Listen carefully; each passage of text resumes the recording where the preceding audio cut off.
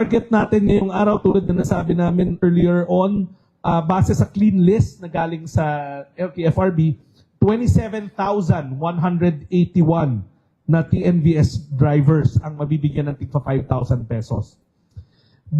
Bukas naman, para sa public utility jeep, 23,652. Pero this number can still increase kasi may dinadagdag pa ho ng mga drivers mula sa LTFRB list, and we are continuing to process them. Pagdating naman sa delivery service, we're looking at 137,799. And then sa MC, 27,635. Ang suma total ho nito is around 216,267. This week alone, alinsunod sa direktiba ng ating Pangulo, tinatansya na gagastos ang department ng 1 billion, halos 1 billion pesos to make sure na lahat ng mga binanggit ko ay makatanggap ng kanilang cash relief assistance. Uunahan po kayo kasi nakikita ko yung mga feed ngayon. As usual, meron hong mga drivers ng TNVS na nagpupunta sa payout site at hindi nila nakita yung pangalan nila doon sa pinublish ng LTFRB kahapon. Hindi rin nila nakita yung pangalan nila sa mga nakapaskil sa mga payout centers. Lilinawin lang ho namin na ang panawagan namin sa mga TNVS drivers, pag wala ho yung mga pangalan nyo, una, wag ho kayong mangamba. Hindi naman ho to ang una at huling araw ng payout. Katulad na nangyari sa tricycle drivers last week, pwede tayo mag-schedule ng special payout day. Pangalawa, wag ho natin ibunto yung frustration natin sa mga nakapula ng mga DSWD staff sa payout center. Hindi ho sila ang gumawa ng mga listahan.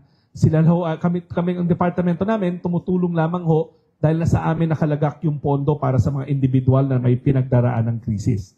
Pero ulitin ko, hindi ho DSWD ang gumawa ng mga listahan. Kumuha ho kami ng listahan sa LTFRB na hinango naman sa listahan ng mga kumpanya na may nagpapatakbo ng mga TNVS. Ngayon, ang request namin, bukod sa wag nyo kagalitan ng aming mga empleyado sa payout centers, wag na rin ho tayo magtungo sa payout center kung hindi nyo nakikita yung pangalan nyo sa published list.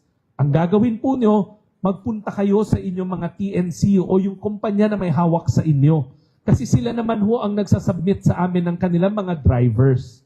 Siguro sa punto na to, ibibigay ko ho yung mikropono kay Chair Vigor kasi mas maipapaliwanag niya kung bakit hindi tugma yung numerong ibinigay sa amin ng mga TNC o yung mga kumpanyang may hawak sa kanila versus yung numbers ng drivers on the ground. Maraming salamat, Secretary Rex, Secretary of Bata Interpretation. Alam nyo, lumalabas ang buong datos. No? Maganda nga ito eh. At nakikita natin yung buong stakeholders sa ating industriya. Yung listahan po ng TNVS ay galing rin po dito sa mga transport network companies na siya ang namamahala ng mga TNVS. So dapat tugma po yan. Kung ano ang nasa listahan nila, yun na po kumaandar sa baba. But marami pala hong mga detalyado yan. No? Ang napasa po sa amin, kasi sinisita ko namin yung mga transport network companies. Sabi namin, bakit may nagreklamo mga driver na hindi nasama sa listahan nyo. No? Ngayon sinasabi po nila, merong mga driver po raw na hindi tawag nila active drivers.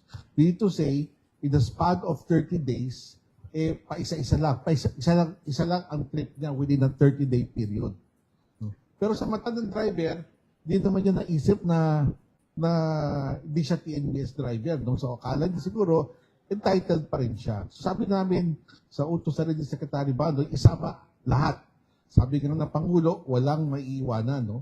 So, sinabi namin sa mga TNVS, give us the complete list. Huwag niyo na po i-filter. No? So, hinihintay ho namin ngayong araw para maproseso po natin yan. At buti na lang, yung pasensya ng DSWD, no? Kami nagpapasalamat para ma-process sila for the payout date, the special payout date for them. So, yun. We're asking the TNCs, gamitin na natin itong pagkakato, kumpletuhin na po yung datos. No? Tapos, pero pa hong mga TNVS, onboarded ho sila no, sa mga TNCs, no? Pero nagkukulang ho sila ng franchise documents, no? So sabi namin, isama nyo na rin yan. Sa utos na rin. Everybody should be included. Basta TNVS driver siya, hindi naman namin qualify kung siya active, very active, or they're not active at all, or kulang ang papeles nila. Hindi na namin muna sisilipin natin yan. Ang utos po, walang maiiwan. So we will complete that list. We will coordinate with the TNCs para matulungan yung ating mga driver na pumupunta sa payout o nagreklamo para makompleto. No? And the TNCs understand and they committed to bring down the list today. Bigyan natin ng deadline para ma-proseso po natin, no? Ang ating listahan. Meron din yung mga driver na nagdodoble-doble. Di ba? TNBS driver siya, at the same time, either MC taxi driver siya, o kung di naman jeepney driver siya, no? So, pag nag-doble-doble duplication, hindi na siya pwede kumuha as TNBS. Kasi, makakakuha na siya as PUJ driver. So, yun po ang one of the reasons kaya minsan natatanggal sila sa listahan ng TNBS. Or maybe nasa MC taxi list na po siya, no? Finally, yung incomplete list na tawag ko natin, siyempre, we have to make sure na yung pera ay pupunta sa tamang tao, no? So that meron may mga detalyeng kailangan higit sa kanila, minsan incomplete list, incomplete details, no? Itong detalye naman to ay yung detalye na nasa lisensya po nila. But it doesn't mean to say na hindi sila makakuha, no? Again, we are coordinating with the TNCs, no? Ibigay na sa amin yung lisensya para makompleto na namin yung detalye ng driver na yun. Kasi merong mga driver, halos pareho pangalan eh. So, nag-iiba na lang yan sa address or birthday. No? So, gusto na namin masigurado at tama rin naman na yung pera ay pupunta sa tamang tao. So, we hope to complete this list by, if not today, by tomorrow so that ma-proseso na po sila and we can coordinate with the DSWD for a special payout for those who are not included today. And that holds true for other modes of service. Kinukuha lang naman namin listahan doon sa mga kumpanya kung sino ang nag-ooperate ng mga modes of service na to, gaya ng motorcycle taxi. Naka-schedule din po sila. No? So learning from this experience, sinasabihan na natin yung mga motorcycle taxi, lahatin nyo yung driver nyo. Huwag nyo pipiliin kasi doon tayo nagkakaroon ng problema. Maraming pong salamat. So kung madagdag ko lang kasi I'm sure the whole day today, as we speak, nakikita ko na sa mga feed ng mga news outlets, yung mga drivers na medyo na-frustrate dahil wala sila sa listahan pero nagpunta sila sa payout centers. Una po, ulitin ko, hindi ho DSWD ang gumawa ng listahan. Pangalawa, hinango lang ho namin yan sa mga kumpanyang may hawak rin ho sa inyo. Kaya kung meron kayong dapat puntahan ngayon or so to speak, meron kayong dapat singilin ngayon, singilin natin mismo yung mga TNC nyo o yung mga kumpanya nyo na may hawak sa inyo. Kagabi, katulad yan, kinikwento ko nga kay Sec Banoy at kay Chairman, umuwi ako sa Valenzuela, yung mga Valenzuela na mga TNVS na wala sa listahan, kinikwento nila sa akin, tawag sa kanila tempo drivers. Yung pala, sa mata nila, legitimate silang driver, pero wala silang mga prangkisa na valid mula sa LTFRB. So, it's really the responsibility ng mga TNC. Pangalawa, may nabalitaan rin kami sa DSWD na ikinasasama ng loob namin ang sabi raw ng ibang kumpanya. I'll name it already and bahala na sila kung pupuntahan nila ako because the drivers I spoke to last night were from Grab. And Grab was telling them na nag-cut off raw ang DSWD dahil wala na kaming pondo. Wala hong katotohanan na walang pondo ang DSWD para sa activity na to. Presidente po mismo ang may direktiba sa amin ni Secretary Banoy na itabi na tong pondo na to para sa operation na to.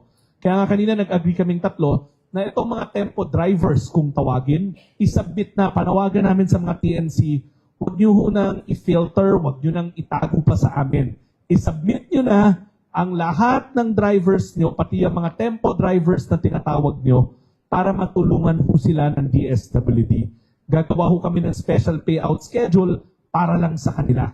Basta isubmit nyo lang ho sila sa LTFRB na maayos para mai-endorso sa amin.